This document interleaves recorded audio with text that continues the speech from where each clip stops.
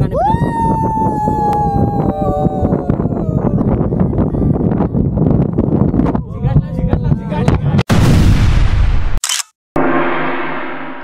नमस्कार मित्रांनो, आज मी आलोय कालदुर्ग फोर्टला. कालदुर्ग फोर्ट पालघर जिल्ह्यामधला एक इग्नोर्ड फोर्ट आहे. जास्त लोकांना माहिती नाही आणि हा फोर्ट एवढा फेमस पण नाही आहे. या फोर्टला तसं काही हिस्टॉरिकल बॅकग्राऊंड पण नाही आहे.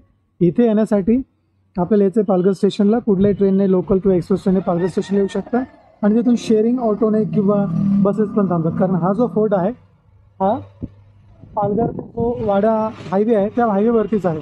आणि हे जे टेम्पल आहे माझ्या मागे वाघोबा मंदिर आहे, इथलं लँडमार्क आहे. सो पालघरपासून इथे यायला हार्डली 15 मिनिटं लागतात आणि इथे आल्यानंतर इथून आपल्याला ट्रेक सुरू करायचं आहे.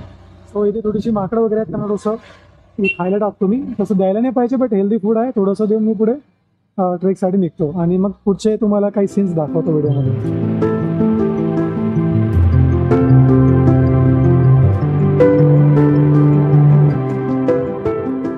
हा पहिला टप्पा आहे.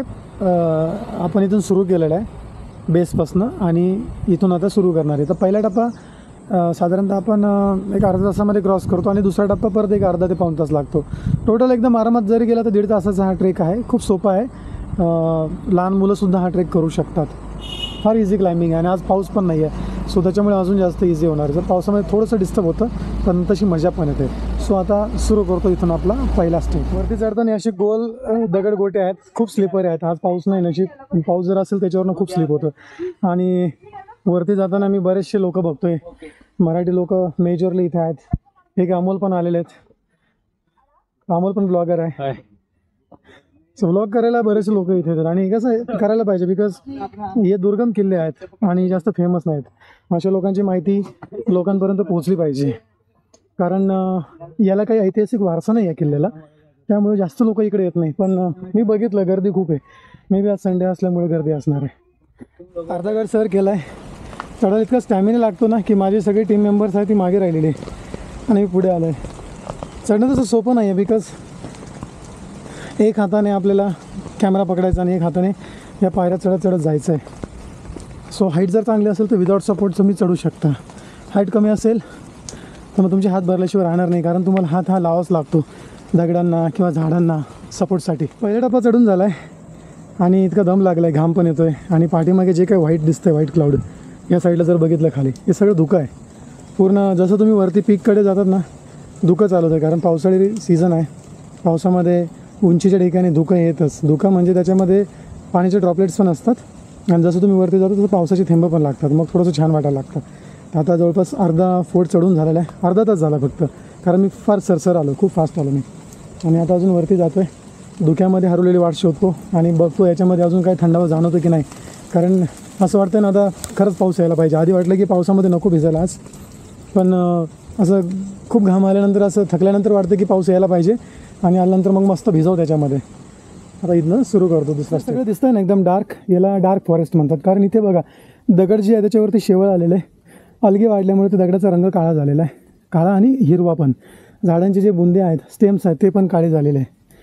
आणि खाली जो चिखल आहे त्याच्यावरती झाडाची पानं पडलेली आहेत, ती पण सडल्यामुळे ती काळी झालेली आहे. त्यामुळे सगळा जो कलर आहे इथं खाली जर बघितलं, वरती ग्रीन आहे आणि खाली डार्क ब्लॅक कलर आहे, ग्रे कलर आहे, डार्क ग्रे.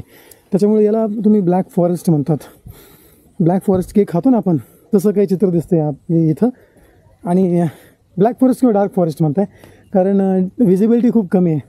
एवढीच विजिबिलिटी दिसते, 15-20 फुटापर्यंत. त्याच्या पलीकडे काय ते दिसत नाही आहे.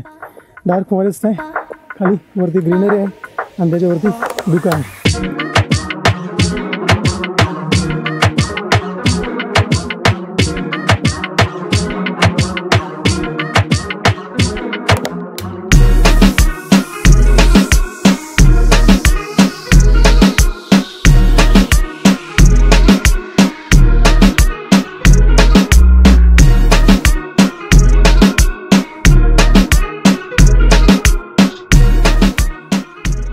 काही ठिकाणी रस्त्यामध्ये अशी झाडं तुटून पडलेली आहेत.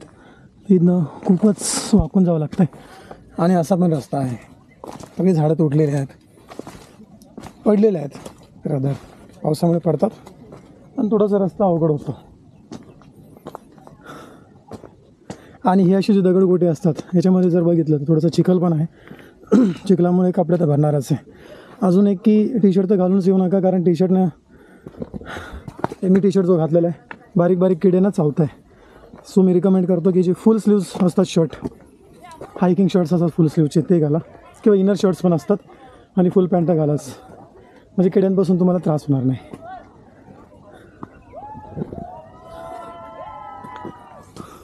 असं जर मोठा टप्पा असेल तर हात न लावता चढूच शकणार नाही, हात लावाच लागतो, कारण दगडाची जी हाईट आहे ती खूप जास्त आहे. थोडंसं वरती पोचल्यासारखं वाटतं आहे, पण इथे काटेरी झाडं खूप आहे. कपड्यांमध्ये कुठे अडकले तर ते आधी काढून घ्या, नाही तर कपडे फाटणार, खूप जास्त काटे त्यांना. मला तर वाटतं हा टप्पा क्रॉस केल्यानंतर आपलं समिट येऊन जाईल. वरती पोचलं असं थोडासा अंदाज येतो आहे, कारण हे जे व्हर्टिकल स्टोन्स असतात ना, थोडीशी पहाडी भिंत जी दिसते दगडांची ती कधी पण समिटलाच असते, वरच्या बाजूलाच असते. तर थोड्याच वेळात आपण पोचतो आणि वरती काय लोकांचा आवाज पण येतो आहे, जसं की काहीतरी मोहीम फत्ते केल्यासारखं लोकांना आनंद होतो. ते ओरडतातच, आवाज काढतातच, जल्लोष करतात. सो मला असं वाटतं पोचलं मी वरती आल्यानंतर हा एक पहिला टप्पा आहे, याला टिहाळणी बुरुज म्हणतात. म्हणजे इथनं लक्ष ठेवलं जायचं पूर्वीच्या काळी. तसं ऐतिहासिक कालीन याच्यामध्ये काही नोंद नाही आहे, बट टिहाळणी बुरुज म्हणजे शत्रू वगैरे येतोय की नाही तिकडनं दुर्बिणीतनं बघितलं जायचं. हा वरचा इथे उभं राहून लोक बघताय तिकडे. आणि खाली काय माहिती आहे तुम्हाला, खाली स्वर्ग नाही, खाली नरक.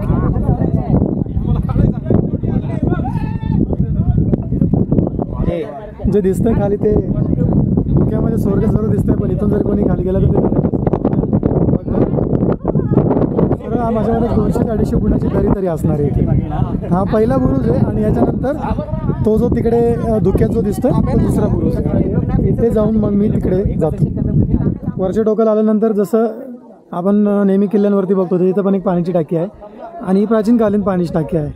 मी जसं आधी पण बोललो की पाण्याच्या टाकी ह्या पूर्वीच्या काळी पाणी पिण्यासाठी वापरले जायचे, कारण वरती जे लोक राहायचे किंवा जे मावळे वगैरे राहायचे किंवा सैनिक राहायचे त्या काळी, ते पाणी पिण्यासाठी खाली जात नव्हतं. ते पाणी इतकं शुद्ध असायचं की ते पिलं जायचं. आता त्या पाण्याची क्वालिटी बघाल तर आपण ते पिऊ शकत नाही. फिल्टर असेल ते पाणी पिऊ शकतात, वॉटर प्युरिफायर जे फिल्टर असतं ते. आणि तसं इतिहासामध्ये या किल्ल्याची कुठे पण नोंद नाही आहे, पण मला असं वाटतं की पाण्याची टाकी बघून किंवा तिकडे तो मागे एक बुरुज होता जो पहिल्या टप्प्यावर आहे तो बघून मला असं वाटतं की याचं एक टिहाळणी म्हणून तरी या किल्ल्याचा वापर केला असावा त्या काळामध्ये. हा एक छोटंसं पठार आहे, आणि छोट्याशा पठारानंतर हा वरचा एक टप्पा आहे. पिनॅकल. तर रविवार असल्यामुळे खूप सगळी गर्दी इथे आज. हे पिनॅकल आहे, आणि वरती आल्यानंतर नेहमीप्रमाणे कुठलाही किल्ला असेल साहित्य रांगेमध्ये आहे, म्हणजे भगवान इथे वरती आल्यावरती पण एक पाण्याचा कुंड आहे, आणि इथे जुनं काही बांधकाम वगैरे दिसत नाही, दगड वगैरे तुटून पडलेले आहेत. पाण्याचं कुंड तर आहे, म्हणजे याच्यावरून एवढं तर कळतं की लोक इथे राहत असावे जुन्या काळामध्ये. वरती आल्यानंतर पूर्ण गड आम्ही सैर केला, आणि आता ही नाश्त्याची वेळ झाली. सो ज्यांनी कोणी आम्ही सगळ्यांनी घरून आपापल्या पद्धतीने ब्रेकफास्ट आणलेला होता, घरी बनवलेला. सो आता नाश्ता करून आम्ही निघणार खाली. इथे व्हिडिओ एंड करतो. व्हिडिओ आवडला तर लाईक आणि शेअर जरूर करा. धन्यवाद.